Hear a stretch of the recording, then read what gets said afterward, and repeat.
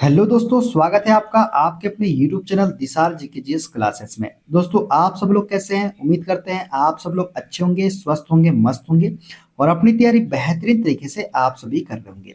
दोस्तों, जैसा कि आपको आपको पता है, हम आपको आरआरबी 2026 सामान्य जानकारी की जो यूथ की बुक है उसके बुक का सॉल्यूशन आपको हम करवा रहे हैं। जिसमें आज हम आपको एंसेंट हिस्ट्री का टॉपिक, सिंधु घाटी सभ्यता के सारे क्वेश्चन जितने भी अभी तक रेलवे एग्जाम में पूछे गए हैं, वे सारे क्वेश्चन का सॉल्यूशन हम करवाने वाले हैं।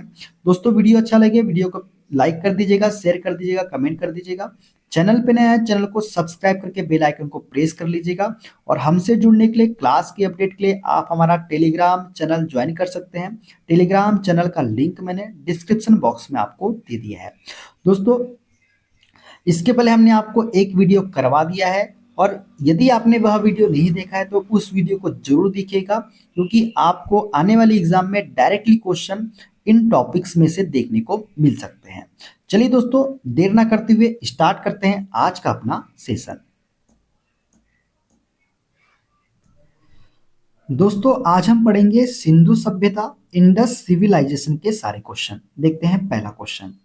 सिंधु घाटी नगर नियोजन की कौन सी विशेषता सभ्यता की उन्नत नागरिक सुविधाओं और अभियांत्रिक कौशल का संकेत देती है? दोस्तों, सिंधु घाटी नगर नियोजन की जल निकासी प्रणाली विशेषता जो है, कौन सी जल निकासी प्रणाली या विशेषता जो है, ये सभ्यता की उन्नत नागरिक सुविधाओं और अभियांत्रिक कौशल का संकेत देती है। दोस्तों, सिंधु घाटी सभ्यता की यदि बात किया जाए तो सिंधु घाटी नगर नियोजन की जल निकासी प्रणालियां सभ्यता की उन्नत नागरिक सुविधाओं और अभियांत्रिक कौशल का संकेत देती है। जल निकास प्रणाली सिंधु सभ्यता की अद्वितीय थी। नालियां ईंटों तथा पत्थरों से ढकी होती थी। इनके निर्माण में मुख्यतः ईंटों और मोर्टार का प्रयोग किया जाता था। किसका? मोर्टार का। तथा कभी कभी जल निकासी मोरियों द्वारा होता था, जो मुख्य नलियों में गिरती थी। ठीक है, देखते हैं अगला क्वेश्चन।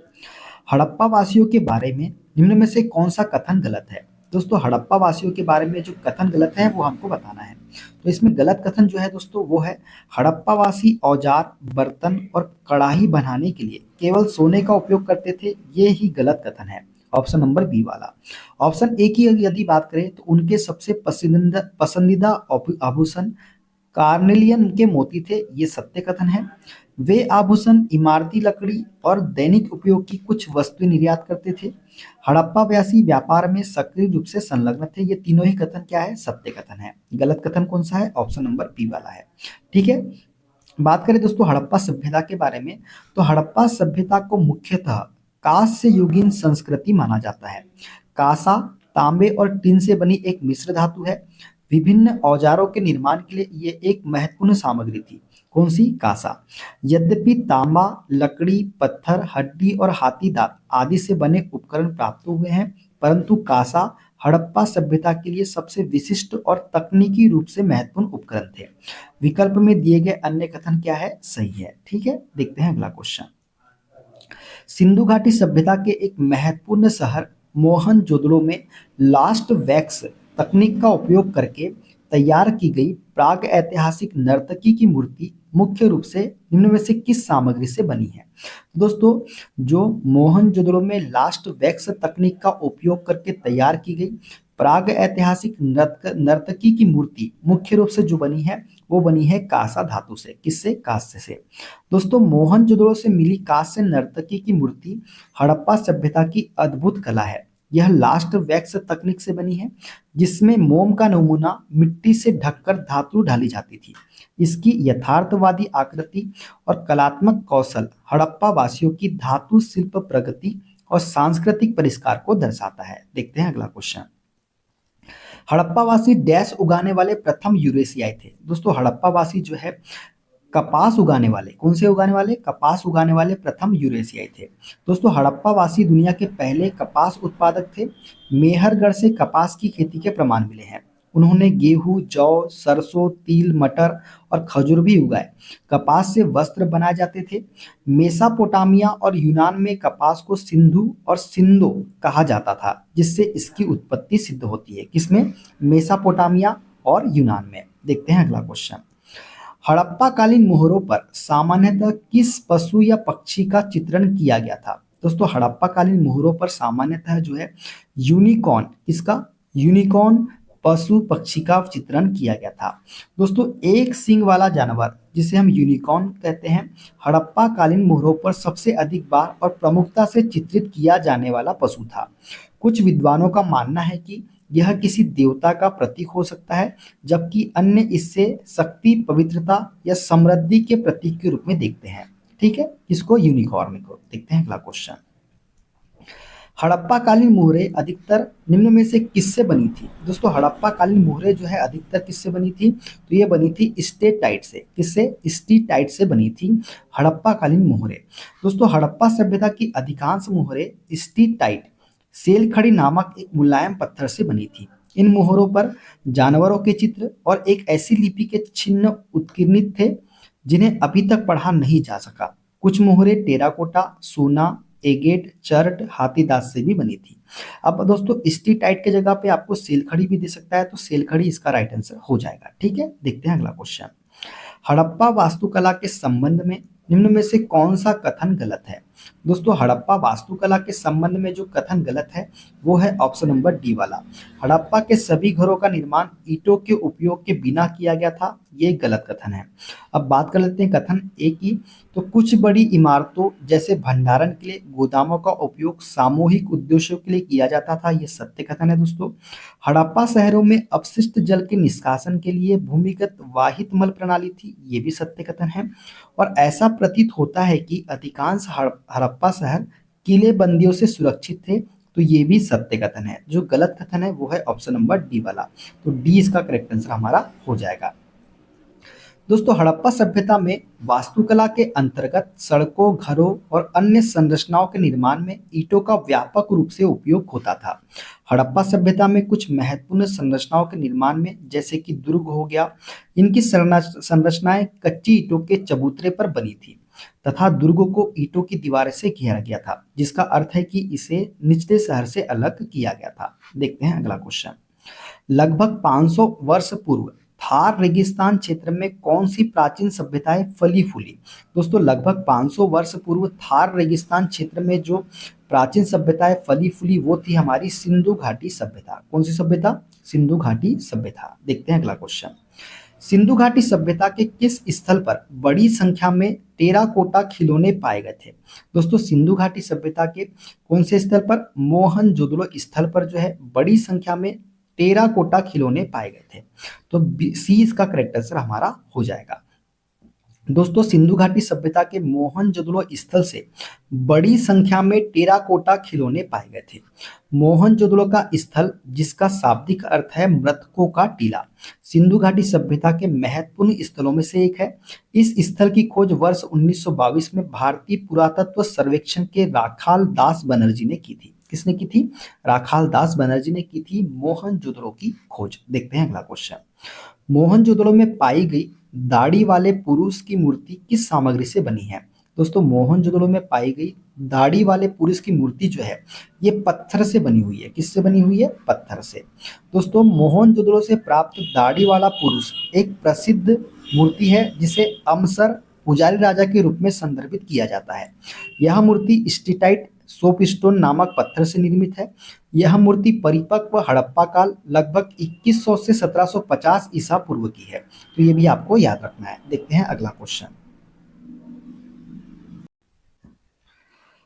हड़प्पा सभ्यता की अर्थव्यवस्था निम्न में से मुख्यतः किस पर आधारित थी? दोस्तों हड़प्पा सभ्यता की अर्थव्यवस्था जो है ये कृषि और व्यापार पर आधारित थी। किस पर? कृषि और व्यापार पर।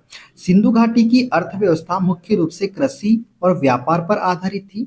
जिस भूमि पर वे रहते थे वह काफी उपजाऊ थी और वनस्पति से भरपूर थी। जौ और गेहूं की खेती वे बड़े पैमाने पर करते थे। कौन? सिंधु घाटी सभ्यता के लोग। देखते हैं अगला क्वेश्चन। निम्नलिखित को सुमेलित कीजिए। हड़प्पा स्थल दिया गया है दोस्तों और वर्तमान राज्य दिया गया है, तो हमको यहाँ पे मिलाना है। बात करें लोथल की दोस्तों, तो लोथल जो है ये कहाँ पे है? तो लोथल जो है ये गुजरात में है, तो लोथल को हम 2 से कनेक्ट कर सकते हैं, बिल्कुल 2 से कनेक्ट कर सकते हैं। बात करते हैं कालीबंगा की। कालीबंगा कहाँ पे है? तो कालीबंगा कहाँ पे है? तो ये राजस्थान में, तो बी को हम किससे कनेक्ट कर सकते हैं? 3 से कनेक्ट कर सकते हैं। दैमाबाद की बात करें तो दैमाबाद कहाँ पे है दोस्तों? तो दैमाबाद महाराष्ट्र में है, तो इससे हम 4 से कनेक्ट कर देंगे। और भिराना की बात करें तो भिराना कहाँ पे है? तो ये हरियाणा में है दोस्तों। तो लोथल कहाँ पे है? गुजरात में है। कालीबंगा कहाँ पे है? राजस्थान में है। दैमाबाद कहाँ पे है? महाराष्ट्र में है। और भिराना कहाँ पे है? हरियाणा में है। तो कौन कौन सा सही हो जाएगा इसका? तो ये हो जाएगा 2 3 4 1। 2 3 4 1 किसमें है? तो ये ऑप्शन नंबर बी में है, 2 3 4 1। तो बी इसका करेक्ट आंसर हमारा हो जाएगा।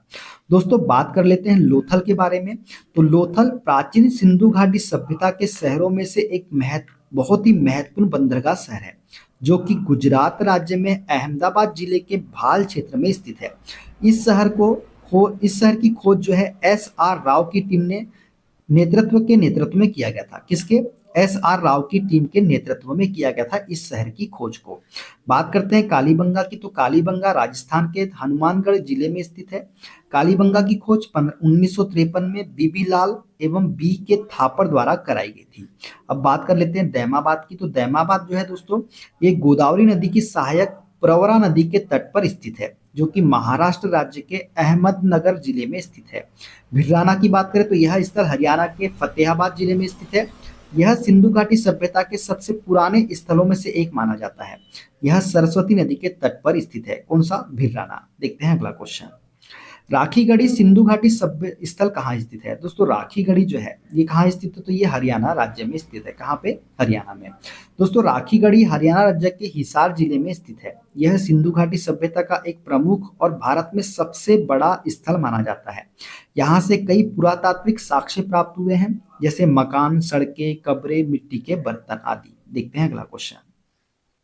हड़प्पा सभ्यता का व्यापारिक संबंध निम्न में से किस क्षेत्र के साथ था? दोस्तों हड़प्पा सभ्यता का व्यापारिक संबंध जो है ये मेसोपोटामिया के साथ था। किस क्षेत्र के साथ था? मेसोपोटामिया के साथ में। हड़प्पा सभ्यता का व्यापारिक संबंध मेसोपोटामिया आधुनिक इराक क्षेत्र से था। व्यापार में वस्त्र, कच्चा माल, मनके, धातु आदि शामिल थे। यह व्यापारिक संबंध समुद्री मार्ग और स्थल मार्ग दोनों से था। ठीक है, देखते हैं अगला क्वेश्चन।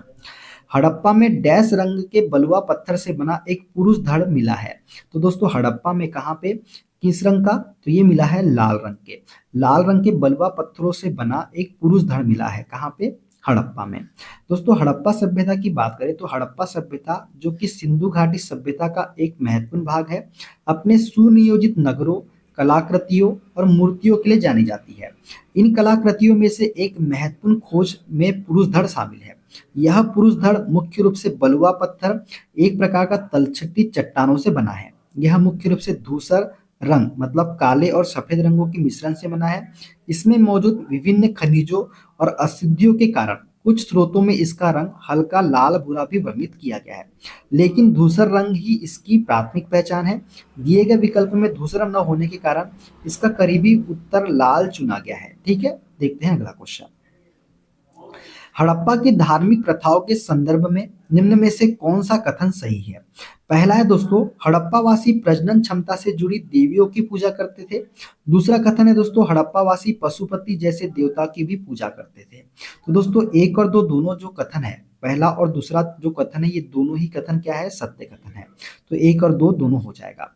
दोस्तों हड़प्पावासी लोग धरती को उर्वरता की देवी मानकर पूजा करते थे। हड़प्पा से प्राप्त एक आयताकार मुहर में स्त्री के गर्भ से निकलता पौधा दिखाया गया है, जो पृथ्वी देवी की प्रतिमा है। वे सिंधु सभ्यता में पशुपति पूजा भी प्रचलित थी। मोहनजोदड़ो से एक मुहर प्राप्त हुई जिसमें सिंह वाले त्रिमुखी पुरुष को सिंहासन पर योग मुद्रा में बैठे हुए दिखाया गया है। अतः स्पष्ट है कि कथन 1 व 2 दोनों ही क्या है? हमारे सत्य कथन है। देखते हैं अगला क्वेश्चन। सिंधु घाटी सभ्यता के किस स्थल से एक बर्तन पर बनी डिजाइन मिली है जो एक ऐसे प्यासे कौवे की कथा का वर्णन करती है जो बर्तन के तल में एकत्र जल पीने के लिए एक चतुराई युक्त तरीका अपनाता है?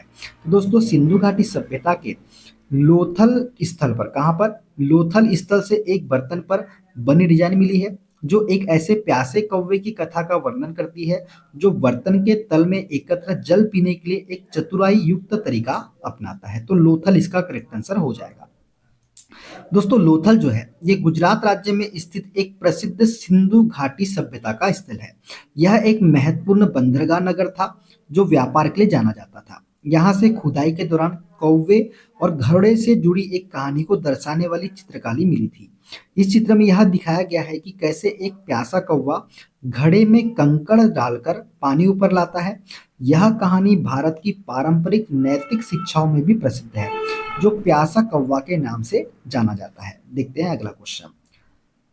विशाल स्नानागार सिंधु घाटी सभ्यता के निम्न में से किस स्थान की उल्लेखनीय विशेषताओं में से एक है? दोस्तों, विशाल स्नानागार जो है ये मोहनजोदड़ो, कहाँ, सिंधु घाटी सभ्यता के मोहनजोदड़ो स्थान की उल्लेखनीय विशेषताओं में से एक है। दोस्तों, विशाल स्नानागार की बात करें यदि की जाए तो विशाल स्नानागार को हड़प्पा सभ्यता की प्रमुख इमारतों में गिना जाता है।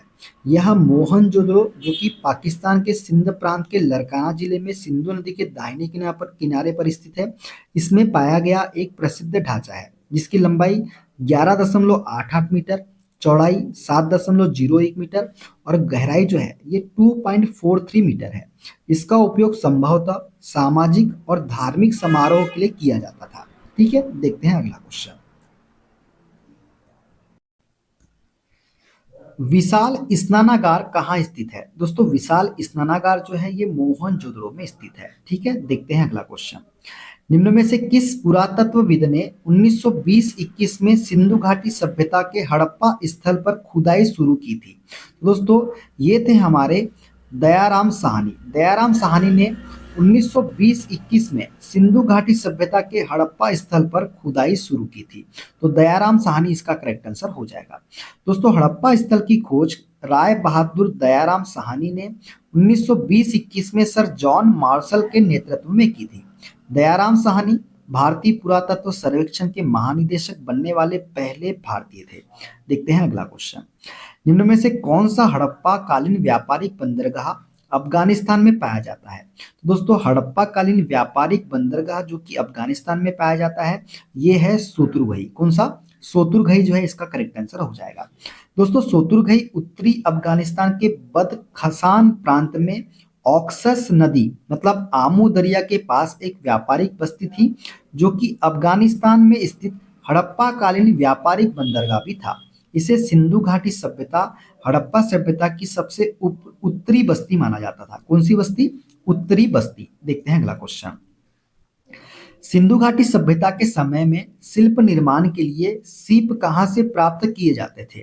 दोस्तों, सिंधु घाटी सभ्यता के समय शिल्प निर्माण के लिए सीप जो है ये नागेश्वर से प्राप्त किए जाते थे। और नागेश्वर कहाँ पे है? तो ये गुजरात में है।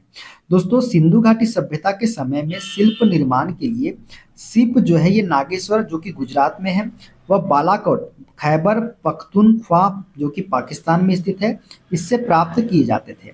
इस सभ्यता के विभिन्न स्थलों से कला के जो रूप प्राप्त हुए हैं उनमें मुहरे, मिट्टी के बर्तन, आभूषण, पकी हुई मिट्टी की मूर्तियां आदि शामिल है। देखते हैं अगला क्वेश्चन। सिंधु घाटी सभ्यता का निम्न में से कौन सा स्थल पंजाब भारत में स्थित है? तो दोस्तों, ये है हमारा रोपड़। रोपड़ जो है ये पंजाब भारत में स्थित सिंधु घाटी सभ्यता का स्थल है। दोस्तों, सिंधु घाटी सभ्यता का स्थल रोपड़ की खोज जो है ये 1950 में बीपी लाल के द्वारा की गई थी। यह स्थल पंजाब के रोपड़ जिले में सतलज नदी के तट पर स्थित है। यहाँ से मनुष्य के साथ पालतू कुत्ते दफनाए जाने का साक्ष्य मिला है। कहाँ से? रोपड़ से ही पालतू कुत्ते के साथ दफनाए जाने का साक्ष्य मिलता है। किससे? रोपड़ से। कोटदीजी पाकिस्तान के सिंध प्रांत, बनावली हरियाणा के फतेहाबाद जिले में और बालू हरियाणा राज्य के कैथल शहर में स्थित है। ये भी आपको सभी याद रखना है। देखते हैं अगला क्वेश्चन। हड़प्पा की अधिकांश मानक मुहरें डैश नामक एक प्रकार के मुलायम पत्थर से बनी होती थी, जो 2x2 विमा के साथ वर्गाकार आकृति का होता था तथा जिसका उपयोग व्यावसायिक उद्देश्यों के लिए किया जाता था। तो इसका राइट आंसर हो जाएगा option number C, steatite. Steatite जो है हड़प्पा की अधिकांश मानक मुहरें जो है एक प्रकार के मुलायम पत्थर से बनी होती थी, जो कि 2x2 विमा के साथ वर्गाकार आकृति का होता था। और इसका उपयोग किसके करते थे? तो व्यावसायिक उद्देश्यों के लिए इसका उपयोग किया जाता था। तो राइट आंसर क्या हो जाएगा? ऑप्शन नंबर सी वाला हमारा हो जाएगा। देखते हैं अगला क्वेश्चन। हड़प्पा की अधिकांश मोहरों को सेलखड़ी, जिसे स्टेटाइट भी हम बोलते हैं, इससे बनाया जाता था, जो एक प्रकार का नरम पत्थर है। इसके अतिरिक्त बात करें कांचली मिट्टी हो गया, चर्ट हो गया, गोमेट मिट्टी हो गया आदि की बनी मोहरें भी प्राप्त हुई है। कहाँ से? यहाँ से। ठीक है। मानक मोहर 2x2 आयाम के साथ चौकोर होती थी। इन मोहरों पर गणितीय चित्र होते थे जिनका उपयोग व्यावसायिक उद्देश्यों के लिए किया जाता था।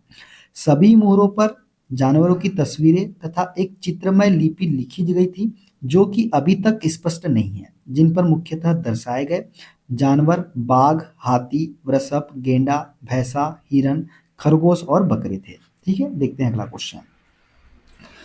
धौलावीरा डैश राज्य में स्थित है। दोस्तों धौलावीरा जो है ये गुजरात राज्य में स्थित है। कहाँ पे? गुजरात राज्य में। दोस्तों धौलावीरा की बात करें तो धौलावीरा गुजरात के कच्छ जिले में स्थित सिंधु घाटी सभ्यता का पुरातात्विक स्थल है। यह कच्छ के महान रण में कच्छ रेगिस्तान वन्य जीव अभ्यारण्य में खादिर बेट पर स्थित है। इस स्थल की खोज 1968 में जगपति जोशी द्वारा की गई थी। यहाँ पाए गए कलाकृतियों में टेराकोटा, मिट्टी के बर्तन, मोती, सोने एवं तांबे के गहने, जानवरों की मूर्तियां, उपकरण, कलश इत्यादि है। तो ये सभी आपको याद रखना है। जुलाई 2021 में यूनेस्को ने धौलावीरा को भारत के 40वें विश्व धरोहर स्थल के रूप में घोषित किया। तो ये भी आपको याद रखना है कि धौलावीरा को 40वें विश्व धरोहर स्थल के रूप में घोषित किया गया था। कब? 2021 में। इस प्रतिष्ठित सूची में शामिल होने वाला सिंधु सभ्यता का भारत का यह पहला स्थल है। तो भारत का यह पहला स्थल है, ये भी बहुत इंपॉर्टेंट फैक्ट है, इसको भी आपको याद रखना है। देखते हैं अगला क्वेश्चन। धौलावीरा एक पुरातात्विक स्थान किस समय अवधि से जुड़ी हुई है? तो ये जुड़ी हुई है सिंधु घाटी सभ्यता से। तो सी इसका करेक्ट आंसर हो जाएगा। देखते हैं अगला क्वेश्चन। वर्ष 1920-21 के आसपास किस नदी के किनारे खुदाई के दौरान हड़प्पा शहर मिला था? तो ये मिला था रावी नदी के किनारे। हड़प्पा शहर सिंधु सभ्यता का एक शहर है जो पाकिस्तान के पंजाब प्रांत में मोंटगोमरी जिले में रावी नदी के तट पर वर्ष 1920-21 में खुदाई के दौरान मिला था। इसके उत्खननकर्ता कौन थे? तो दयाराम साहनी एवं माधव स्वरूप वत्स से इसके उत्खननकर्ता। देखते हैं अगला क्वेश्चन। सिंधु घाटी सभ्यता के किस शहर का शाब्दिक अर्थ मृतकों का टीला है? तो अभी हमने आपको बताया मोहनजोदड़ो का अर्थ जो है, शाब्दिक अर्थ जो है ये क्या होता है? मृतकों का टीला होता है। मोहनजोदड़ो का सिंधी भाषा में अर्थ है दोस्तों मृतकों का टीला। तो सिंधी भाषा में अर्थ है दोस्तों, ये भी आपको याद रखना है। यह दुनिया का सबसे पुराना नियोजित और उत्कृष्ट शहर माना जाता है। यह सिंधु घाटी सभ्यता का सबसे परिपक्व शहर है जो सिंधु नदी के दाएं किनारे पर पाकिस्तान के सिंध प्रांत के लरकाना जिले में स्थित है। इसकी खोज राखलदास बनर्जी ने 1922 में की थी। ये भी आपको याद रखना है। ठीक है, देखते हैं अगला क्वेश्चन। मोहनजोदड़ो शब्द का अर्थ क्या है? दोस्तों मोहनजोदड़ो शब्द का अर्थ हमने अभी आपको बताया है मृतकों का टीला। तो सी इसका करेक्ट आंसर हो जाएगा। दोस्तों मोहनजोदड़ो कहाँ स्थित है? तो दोस्तों मोहनजोदड़ो जो है ये सिंध में स्थित है। कहाँ पे? सिंध में। तो डी इसका करेक्ट आंसर हो जाएगा। मोहनजोदड़ो का सिंधी भाषा में अर्थ मृतकों का टीला होता है। यह सिंध जो कि पाकिस्तान के लरकाना जिले में सिंधु नदी के तट पर स्थित है। इसकी खोज 1922 ईस्वी में राखलदास बनर्जी ने की थी। यहाँ की शासन व्यवस्था राजतंत्रात्मक न होकर कैसी थी? जनतंत्रात्मक थी। कैसी थी? जनतंत्रात्मक। देखते हैं अगला क्वेश्चन। हड़प्पा सभ्यता का कौन सा शहर विशिष्ट रूप से मनके बनाना, सीप काटना, धातु की वस्तुएं बनाना, मुहर बनाना, तराजू का निर्माण करना आदि कार्य सहित शिल्प उत्पादन के लिए समर्पित था? तो ये था दोस्तों हमारा चनहुदड़ो। कौन सा? चनहुदड़ो जो है इसका करेक्ट आंसर हो जाएगा। दोस्तों मोहनजोदड़ो से 80 मील दक्षिण में स्थित चनहुदड़ो की खोज सर्वप्रथम 1931 में एन.जी. मजुमदार ने की थी। किसने की थी? एन.जी. मजुमदार ने। यहाँ सैंधव संस्कृति के अतिरिक्त प्राक हड़प्पा संस्कृति जिसे झूकर एवं झाकर संस्कृति कहते हैं के अवशेष मिले हैं। यहाँ के निवासी कुशल कारीगर थे। इसका प्रमाण इस बात से मिलता है कि यह मनके, सीप, मुहर तथा मुद्रा, धातु की वस्तुएं एवं तराजू बनाने का प्रमुख केंद्र था। यह एकमात्र स्थल है जहां से वक्राकार ईंटें हमको मिलती है। ठीक है, देखते हैं अगला क्वेश्चन। सिंधु घाटी सभ्यता के निम्न में से किस स्थल को सबसे पहले खोजा गया था? तो हड़प्पा को जो है सबसे पहले खोजा गया था, सिंधु घाटी सभ्यता के स्थल को। दोस्तों, सिंधु घाटी सभ्यता के स्थल हड़प्पा का उत्खनन 1921 में दयाराम साहनी द्वारा कराया गया था। इस प्रकार इस सभ्यता का नाम हड़प्पा सभ्यता रखा गया तथा यह सभ्यता सिंधु नदी घाटी में फैली हुई थी, इसलिए इसका नाम सिंधु घाटी सभ्यता रखा गया। 1922 में राखलदास बनर्जी ने मोहनजोदड़ो की खोज की थी, ये भी आपको याद रखना है। देखते हैं अगला क्वेश्चन। पत्थर की बनी नृत्य करते हुए पुरुष की मूर्ति नटराज किस स्थान पर पाई गई थी? तो नटराज जो है दोस्तों ये हड़प्पा में पाई गई थी। कहाँ पे? हड़प्पा में। पत्थर की बनी नृत्य करते हुए पुरुष की मूर्ति नटराज हड़प्पा स्थल से प्राप्त हुई। हड़प्पा से प्राप्त पुरुष नर्तक धड़ चूना पत्थर से बना हुआ है। वह दाहिने पैर के बल पर खड़ा है और बायां पैर नृत्य की मुद्रा में ऊंचा उठा है। इस मूर्ति को नटराज के आदि रूप का घोतक माना गया है और इसकी ऊंचाई जो है 7 से 8 इंच है। ठीक है, देखते हैं अगला क्वेश्चन। निम्न में से कौन सा स्थल सिंधु घाटी सभ्यता का हिस्सा नहीं है? तो मोहनजोदड़ो है, हड़प्पा है, लोथल है, उरुक जो है ये सिंधु घाटी सभ्यता का हिस्सा नहीं है। दोस्तों, सिंधु घाटी सभ्यता के प्रमुख स्थल मोहनजोदड़ो है, कालीबंगा है, हड़प्पा है, धौलावीरा है, लोथल है, राखीगढ़ी ये थे, जबकि उरुक एक सुमेरियन सभ्यता का शहर था। दोस्तों, सिंधु सभ्यता या हड़प्पा के प्रारंभिक स्थल सिंधु नदी के आसपास केंद्रित थे, अतः इसे सिंधु सभ्यता कहा गया। भारतीय उपमहाद्वीप में यह प्रथम नगरीय क्रांति की अवस्था को दर्शाती है। ठीक है, देखते हैं अगला क्वेश्चन। सिंधु सभ्यता के इनमें से किन स्थलों में जलाशयों के साक्ष्य मिले हैं? तो जलाशय के साक्ष्य जो है दोस्तों ये हमको मिलते हैं कहाँ पे? धौलावीरा गुजरात में। दोस्तों, धौलावीरा गुजरात के कच्छ के रण में स्थित है। इसकी खोज जेपी जोशी मतलब जगपति जोशी ने 1967-68 में की थी। यह नगर आयताकार बना था। यहाँ से एक विशाल जलाशय का साक्ष्य मिलता है। सुरकोटदा से कलश समाधान के साक्ष्य मिले हैं। रोपड़ से सेलखड़ी की मुहर, मृदभांड एवं कुल्हाड़ी आदि के साक्ष्य पाए गए हैं। यहाँ के निवासी जल संचय की कुशल अभियांत्रिक कला से परिचित थे, ये भी आपको याद रखना है। देखते हैं अगला क्वेश्चन। पुरातात्विक स्थल सुरकोटदा किस राज्य में स्थित है? दोस्तों, सुरकोटदा जो है ये गुजरात राज्य में स्थित है। कहाँ पे? गुजरात राज्य में। दोस्तों, सुरकोटदा या सुरकोटदा गुजरात के कच्छ जिले में स्थित है। इस स्थल से हड़प्पा सभ्यता के विस्तार के प्रमाण हमको मिलते हैं। 1964 में इस स्थल की खोज जगपति जोशी ने की थी। सुरकोटदा एकमात्र सिंधु घाटी स्थल है जहां घोड़े के अवशेष पाए गए थे। तो घोड़े के अवशेष कहाँ पाए गए थे? तो ये सुरकोटदा में ही पाए गए थे, ये भी आपको याद रखना है। दोस्तों, सिंधु घाटी सभ्यता के स्थल की बात करें और राज्य की बात करें तो देखते हैं धौलावीरा, लोथल, रंगपुर और सुरकोटदा ये कहाँ पे स्थित है? तो गुजरात राज्य में। आलमगीरपुर जो है ये कहाँ पे है? तो ये उत्तर प्रदेश में है। कालीबंगा की बात करें तो राजस्थान में है। मांडा की बात करें तो जम्मू कश्मीर में है। दैमाबाद की बात करें तो महाराष्ट्र में है और रोपड़ की बात करें तो ये कहाँ पे है? तो ये पंजाब में है। ये सभी आपको याद रखना है। ठीक है, देखते हैं अगला क्वेश्चन। 1944 में भारतीय पुरातत्व सर्वेक्षण के महानिदेशक के रूप में किसने पदभार संभाला और हड़प्पा की खुदाई का जिम्मा लिया? दोस्तों, 1944 में भारतीय पुरातत्व सर्वेक्षण के महानिदेशक के रूप में रेम व्हीलर ने भार संभाला। किसने? रेम व्हीलर ने। और हड़प्पा की खुदाई का जिम्मा लिया। तो डी इसका करेक्ट आंसर हमारा हो जाएगा। दोस्तों, sir Robert Eric Mortimer Wheeler ने 1944 में भारतीय पुरातत्व सर्वेक्षण के महानिदेशक का पदभार संभाला और हड़प्पा की खुदाई का जिम्मा लिया। भारतीय पुरातत्व सर्वेक्षण का प्रमुख कार्य राष्ट्रीय महत्व के प्राचीन स्मारकों तथा पुरातत्वीय स्थलों और अवशेषों का रखरखाव करना है। यह संस्कृति मंत्रालय के अधीन है। वर्तमान में भारतीय पुरातत्व सर्वेक्षण के महानिदेशक यदुवीर सिंह रावत है। 2025 की बात कर रहे हैं दोस्तों। कौन है? यदुवीर सिंह रावत है, ये भी आपको याद रखना है। देखते हैं अगला क्वेश्चन। प्रसिद्ध सिंधु घाटी स्थल मोहनजोदड़ो की पहली बार खुदाई किस प्रख्यात भारतीय पुरातत्वविद द्वारा की गई थी? तो ये की गई थी दोस्तों किसके द्वारा? आर डी बनर्जी के द्वारा। किसके द्वारा? आर डी बनर्जी के द्वारा। दोस्तों, मोहनजोदड़ो का शाब्दिक अर्थ हमने आपको बताया मृतकों का टीला होता है। यह पाकिस्तान के सिंध प्रांत के लरकाना जिले में सिंधु नदी के तट पर स्थित है। इसकी खोज राखलदास बनर्जी ने 1922 में की थी। मोहनजोदड़ो का सबसे महत्वपूर्ण स्थल जो है यह है विशाल स्नानागार।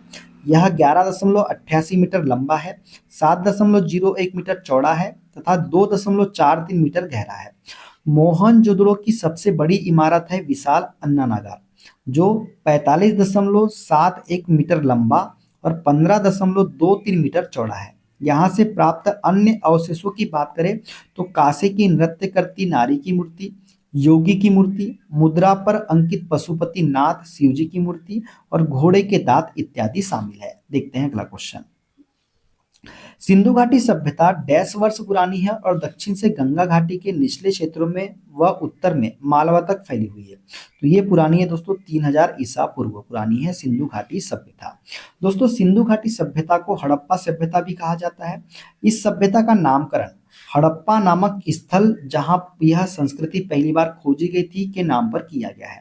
यह स्थल रावी नदी के तट पर स्थित है। इसकी खोज 1921 में दयाराम साहनी एवं माधव स्वरूप वत्स द्वारा की गई थी। परिपक्व हड़प्पा संस्कृति का अस्तित्व 2550 ईसा पूर्व एवं 1900 ईसा पूर्व के बीच रहा है। इसका परिपक्व हड़प्पा संस्कृति का अस्तित्व रेडियो कार्बन C14 जैसी नवीन विश्लेषण पद्धति के द्वारा सिंधु सभ्यता की सर्वमान्य तिथि 2500 ईसा पूर्व से 1750 ईसा पूर्व मानी गई है और कुछ इतिहासकार सिंधु घाटी सभ्यता की तिथि 3250 ईसा पूर्व से 2750 ईसा पूर्व मानते हैं।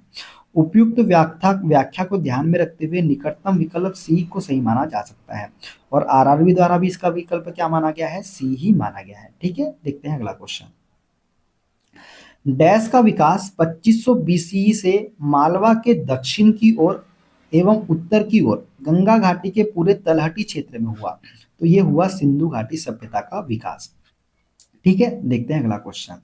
हड़प्पा सभ्यता 2500 बीसी के आसपास जिन क्षेत्रों में विकसित हुई आज उन्हें हम क्या कहते हैं? तो दोस्तों इसे हम बोलते हैं पश्चिमी भारत और पाकिस्तान। क्या बोलते हैं इसे हम? पश्चिमी भारत और पाकिस्तान। तो 20 का करेक्ट आंसर हो जाएगा। दोस्तों हड़प्पा सभ्यता 2500 बीसी के आसपास विकसित हुई थी। इस सभ्यता का विस्तार पश्चिमी भारत और पाकिस्तान में है। हड़प्पा रावी नदी के तट पर पाकिस्तान के मांटगोमरी जिले में स्थित है। इसकी खोज 1921 में दयाराम साहनी एवं माधव स्वरूप वत्स ने की थी। देखते हैं अगला क्वेश्चन। भारत का इतिहास सिंधु घाटी सभ्यता के जन्म से शुरू होता है जो लगभग डैश अस्तित्व में आई थी। तो दोस्तों ये अस्तित्व में आई थी 2500 ईसा पूर्व में। तो ए इसका करेक्ट आंसर हमारा हो जाएगा। सिंधु घाटी सभ्यता की सबसे महत्वपूर्ण विशेषता क्या थी? तो ईंट के बने भवन जो है दोस्तों, ये सिंधु घाटी सभ्यता की सबसे महत्वपूर्ण विशेषता थी। सिंधु घाटी सभ्यता की सबसे महत्वपूर्ण विशेषता ईंट के भवन बने भवन थे। यह विश्व की प्राचीन नदी घाटी सभ्यताओं में प्रमुख है। ईंटों का प्रयोग सभी हड़प्पा बस्तियों में किया गया था। इस समय की ईंट एक निश्चित अनुपात जो कि 4:2:1 के अनुपात में थी। ठीक है, देखते हैं अगला क्वेश्चन। सिंधु घाटी सभ्यता है तो दोस्तों सिंधु घाटी सभ्यता जो है ये कांस्य युगीन सभ्यता है। कौन सी युगीन? कांस्य युगीन। सिंधु घाटी सभ्यता को कांस्य युगीन सभ्यता भी कहा जाता है। इस सभ्यता में पहली बार कांसा धातु का प्रयोग किया गया था जो तांबे और टीन का मिश्रण था। सिंधु सभ्यता के 1400 केंद्रों को खोजा जा चुका है जिसमें 925 केंद्र भारत में हैं। यह सभ्यता सिंधु और उसकी सहायक नदियों के आसपास विस्तृत थी। ये भी आपको याद रखना है। सिंधु सभ्यता के लोग डैश बनाने के लिए तांबे और टीन को मिश्रित करते थे। तो कांस्य बनाने के लिए, किसको बनाने के लिए? कांस्य को बनाने के लिए तांबे और टीन को मिश्रित करते थे सिंधु सभ्यता के लोग। देखते हैं अगला क्वेश्चन। निम्न में से कौन सा सिंधु घाटी सभ्यता का महत्वपूर्ण स्थल नहीं है? तो आजमगढ़ जो है दोस्तों ये सिंधु घाटी सभ्यता का स्थल नहीं है। कालीबंगा, मोहनजोदड़ो और हड़प्पा जो है ये सिंधु घाटी सभ्यता का महत्वपूर्ण स्थल है। दोस्तों सिंधु सभ्यता या सैंधव सभ्यता नगरीय सभ्यता थी। सैंधव सभ्यता के प्रमुख स्थल जो है मोहनजोदड़ो, हड़प्पा, चनहुदड़ो, लोथल, बनावली, धौलावीरा, राखीगढ़ी एवं कालीबंगन है। अर्थात सिंधु सभ्यता में आजमगढ़ जो कि यूपी में है इसका कोई स्थान नहीं है। देखते हैं अगला क्वेश्चन। हड़प्पा के लोग निम्न में से किस भगवान की पूजा नहीं करते थे? तो दोस्तों हड़प्पा के लोग जो है ये विष्णु भगवान की पूजा नहीं करते थे। शिव, कबूतर और स्वास्तिक इन तीनों की ये पूजा करते थे। दोस्तों मोहनजोदड़ो की एक मोहर पर वास्तविक स्वास्तिक चिन्ह तथा एक त्रिमुखी पुरुष को सिंहासन पर योग मुद्रा में बैठे दिखाया गया है जिसे शिव का आदि रूप माना जाता है। इसके दाएं तरफ हाथी एवं बाघ तथा बाएं तरफ गेंडा एवं भैंसों का अंकन है। हड़प्पा सभ्यता के लोग धरती को उर्वरता की देवी मानकर इसकी पूजा करते थे। पशु पक्षी जल वृक्ष सर्प अग्नि आदि की पूजा भी हड़प्पा सभ्यता में होती थी। हड़प्पा सभ्यता के लोग भगवान विष्णु की पूजा नहीं करते थे, ये भी आपको याद रखना है। देखते हैं अगला क्वेश्चन। सिंधु घाटी सभ्यता के लोग डैश की पूजा करते थे दोस्तों। सिंधु घाटी सभ्यता के लोग पशुपति की पूजा करते थे। किसकी? पशुपति की। सिंधु घाटी सभ्यता एक नगरीय सभ्यता थी। सिंधु घाटी सभ्यता के लोग 3 मुख वाले देवता पशुपति की पूजा करते थे। यह मूर्ति मोहनजोदड़ो से मिली थी। सिंधु घाटी सभ्यता में विशाल स्नानागार मोहनजोदड़ो से प्राप्त हुआ था। और सिंधु घाटी सभ्यता की भाव चित्रात्मक लिपि दाई ओर से बाई ओर लिखी जाती थी, ये भी आपको याद रखना है। कहां से कहां तक?